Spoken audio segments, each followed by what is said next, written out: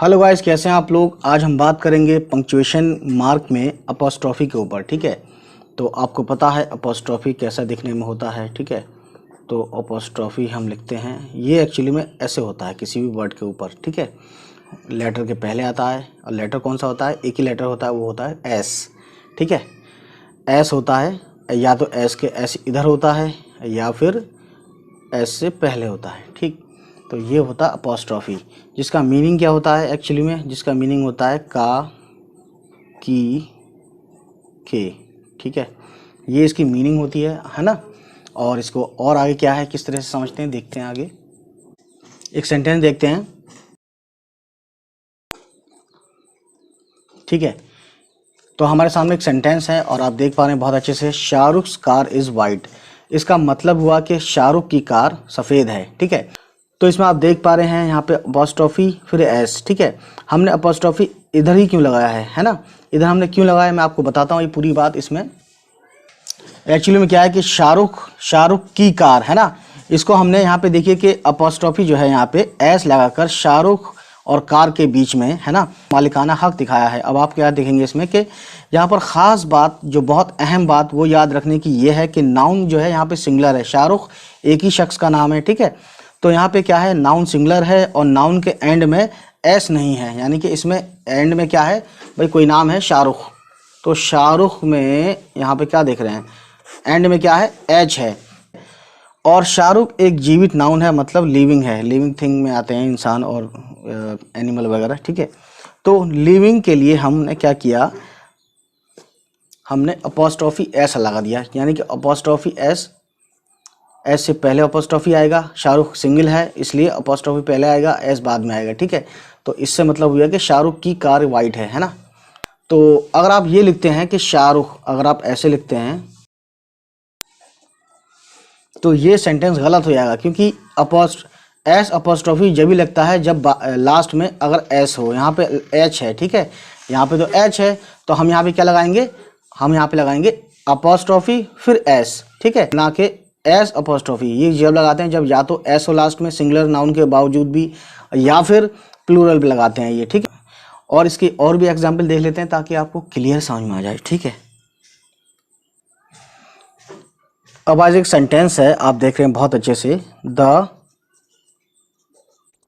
Girls dress. हम यहाँ पे अगर कहना चाहते हैं कि लड़कियों की ड्रेस है ना, लड़कियों की पोशाक, ये लड़कियों के पहनने के कपड़े। ठीक है, लड़कियों की ड्रेस बोलेंगे तो एस लगाएंगे फिर अपॉस्ट्रॉफी लगाएंगे, लेकिन हम कहना चाहते हैं लड़की की ड्रेस है ना, हम कहना चाहते हैं लड़की की ड्रेस, तो गर्ल और अपॉस्ट्रॉफी एस लगा देंगे, तो इसका मतलब होगा लड़की की ड्रेस।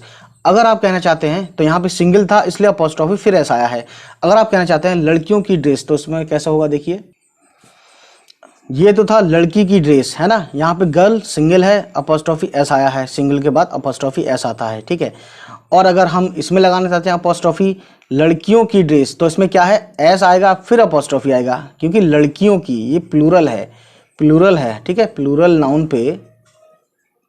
नाउन पे एस फिर अपॉस्ट्रॉफी आता है। ठीक है, और सिंगुलर नाउन पे अपॉस्ट्रॉफी फिर एस आता है ना, ये इसका मतलब था कहने का। ठीक है, चलिए फिर आगे देखते हैं और क्या है इसके अलावा। ये लिविंग के लिए था अपॉस्ट्रॉफी। ठीक है, अगर आप कहना चाहते हैं कि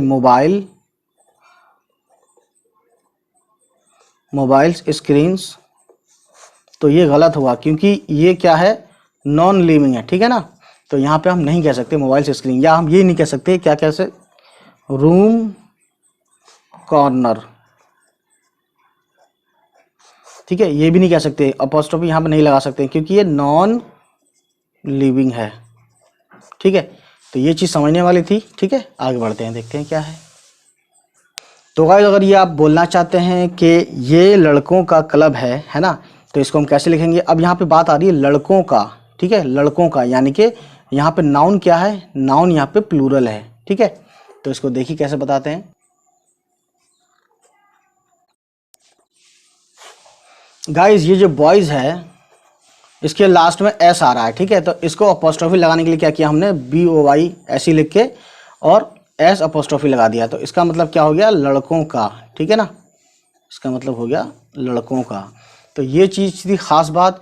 अगर नाउन के, अगर प्लूरल है ना, प्लूरल में एस आता है तो अपॉस्ट्रॉफी लास्ट में लगेगा एस के, और अगर सिंगुलर है ना, तो अपॉस्ट्रोफी फिर एस। यहाँ पे क्या है, एस प्लस अपॉस्ट्रोफी। यहाँ क्या किया हमने, यहाँ किया एस फिर प्लस अपॉस्ट्रोफी, ठीक है। तो ये चीज़ थी समझने वाली, ठीक है ना। चलिए फिर गाइस देखते हैं इसको आगे और क्या है। अब इसी प्रकार से एक और देख लेते हैं हम सेंटेंस, ठीक है।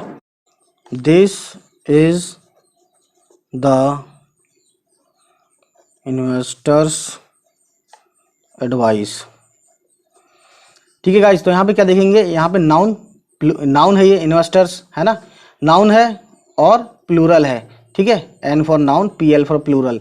तो इन्वेस्टर्स, तो हम क्या करेंगे, अपॉस्ट्रोफी बाद में लगाएंगे, ठीक है ना। ऐसे एस बना लो, एस कैसे बना लो, कोई दिक्कत नहीं है।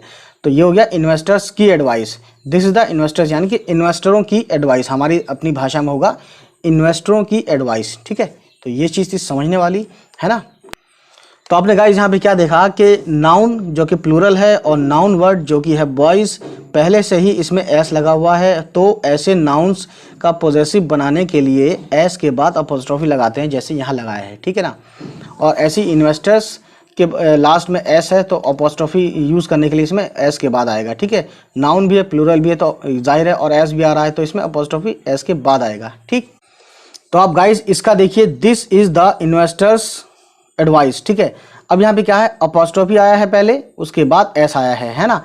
तो यहाँ पे इस पूरी लाइन का मतलब ये हुआ कि ये इन्वेस्टर की एडवाइस है, ये इन्वेस्टर की एडवाइस है। इसका मतलब ये हुआ यहाँ पे इन्वेस्टर की, और यहाँ पे क्या मतलब है, this is the investors advice, S है फिर अपॉस्ट्रोफी है। तो इसका मतलब हुआ कि ये इन्वेस्टरों की एडवाइस है। हमारे यहाँ इन्वेस्टर का इन्वेस्टरों हो जाता है ना, इंग्लिश का थोड़ा सा हम अपनी लैंग्वेज में मिला देते हैं, है ना। यहाँ पे ये इन्वेस्टर की एडवाइस है, समझ रहे हैं। ये चीज़ थी हमारी समझने वाली। अब गाइस आप ये सोचेंगे कि ऐसा कोई वर्ड जिसके जो प्लूरल भी है, नाउन प्लूरल भी है, और उसके लास्ट में एस भी नहीं है, तो उसमें क्या करेंगे। तो देखिए पहले हम सेंटेंस लिखते हैं, ठीक है। अगर आप ये कहना चाहते हैं कि ये बच्चों के खेल हैं, है ना, ये बच्चों के खेल हैं, ये क्या है, ये नाउन है लेकिन प्लूरल है, N for noun, P L for plural.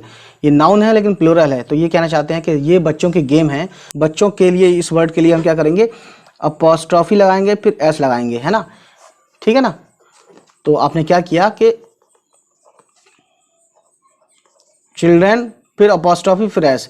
वैसे अपॉस्ट्रोफी एस किस में आता था, ये सिंगुलर में आता था, ठीक है ना। लेकिन हमें इससे भी मतलब रखना है कि लास्ट में प्लूरल हो या सिंगुलर हो, लास्ट में अगर एस नहीं आ रहा है तो अपॉस्ट्रोफी एस लगाएंगे, ठीक है। क्या है यहाँ पे, लास्ट में एन है ना, एस होता तो बात दूसरी होती, लेकिन लास्ट में ये प्लूरल है लेकिन लास्ट में एन है, तो हमने क्या किया, अपॉस्ट्रोफी लगाया प्लस एस दिया है, ठीक है, ठीक है ना, क्योंकि एन है लास्ट में, एस नहीं है। और बाकी में क्या दिया था हमने, बाकी में जैसे इन्वेस्टर्स होता है, बाकी जैसे इन्वेस्टर्स था एस उसके बाद अपॉस्ट्रोफी आया है, ठीक है। लेकिन यहाँ पे तो लास्ट में एन है, एस है ही नहीं, तो यहाँ पे क्या किया, अपॉस्ट्रोफी फिर एस दिया। और इसका मतलब क्या हो गया, बच्चों का, ठीक है, ये इसका मतलब हो गया, ठीक है गाइस। तो गाइस उम्मीद है ये समझ में आया होगा। तो एक बार और रिपीट कर देता हूँ समझाने के लिए कि गाइस यहाँ पर क्या है कि नाउन प्लूरल तो है जो कि है चिल्ड्रन, इसका सिंगुलर चाइल्ड होता है। अब यहाँ पर नाउन के एंड में एस नहीं है, है ना, नाउन के एंड में एन है, एस नहीं है। तो ऐसे नाउन का पॉजेसिव बनाने के लिए हम पहले अपॉस्ट्रोफी लगाते हैं, यहाँ पर जैसे लगाया है, ठीक है। पहले अपॉस्ट्रोफी लगाया उसके बाद एस लगाते हैं, ठीक है। इसको समझने वाली बात यही थी, ठीक। तो गाइज यहाँ पर हमारे पास दो सेंटेंस है, चिल्ड्रंस गेम और चिल्ड्रंस गेम। तो ये वाला क्या है, सरासर गलत हो जाएगा, ठीक होगा, क्योंकि यहाँ पे है अपॉस्ट्रोफी फिर एस, लेकिन यहाँ पर एस अपॉस्ट्रोफी गलत होगा, ठीक है। ये चीज़ समझने वाली थी। अब गाइज कुछ शॉर्ट्स हैं जिसका समझना आपको लिए ज़रूरी है। जैसे मैं आपको बता दूँ, कोई लिखता है अगर अपॉस्ट्रोफी 90, तो इसका मतलब होता है 1990, ठीक है, 1990। और अगर कोई लिखता है ओ क्लॉक, तो इसका मतलब होता है डियर ऑफ द क्लॉक, ठीक है, 7 o'clock यानी 7 ऑफ द क्लॉक, ठीक है। और अगर कोई लिखता है इसको भी शॉर्ट बनाने के लिए किया जाता है, तो इसका मतलब होता है इट इज़। ठीक है, ये चीज़ समझने वाली है। और आपने देखा होगा और भी बहुत सारे हैं, इसका मतलब होता है इज़ नॉट। और भी बहुत सारे वो आप जानते हैं ऑलरेडी, डोंट है ना, कांट है, तो वो आप जानते हैं। ये मैंने बताने के लिए ताकि आपको याद हो जाए। ठीक। और गाइस आपको मैं बता दूं कि मॉडर्न इंग्लिश में क्या है, जैसे 90 हमने यहाँ लिखा है ना, इसकी जगह पे मॉडर्न इंग्लिश में आजकल क्या चल रहा है, मॉडर्न इंग्लिश में आपको ये चल रहा है, एस लगा देते हैं, अपोस्ट्रोफी भी हटा देते हैं। ठीक है ना, तो ये भी चल रहा है। ये क्या है, ठीक है। तो ये चीज़ थी समझने वाली, देखने वाली। अब गाइस कुछ सेंटेंसेस लिखते हैं और इसको देखते हैं कौन सा सही कौन सा गलत है, आपको बताना है। ठीक है, मैं बताऊंगा बाद में। पहला है I have a pair of boots. फिर है I have a pair of boot.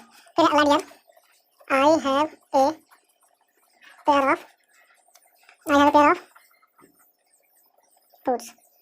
ठीक है। तो गाइस इसमें आप बताएं जल्दी से कौन सा सही है, ये सही है, ये सही है, ये सही है ना। तो आप अपना आंसर कमेंट में कीजिए, तो मैं आपको बता देता हूँ कौन सा सही है। गाइस इसमें सही ये वाला है, ये भी गलत है, ये भी गलत है। ठीक है ना, तो ये थी कहानी आज की।